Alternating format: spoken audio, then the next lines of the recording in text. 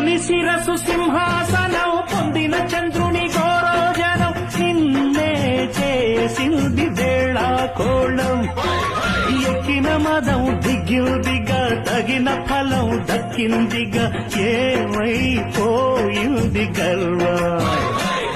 అరే శివుని శిరసు సింహాసనం పొందిన చంద్రుని గౌరవజనం నిన్నే చేసింది వేళా కోళం ఎక్కిన మదం దిగిల్దిగా తగిన ఫలం దక్కిల్దిగా ఏమైపోయింది గర్వం త్రిమూర్తులే నినుగని తలొంచరా నిరంతరం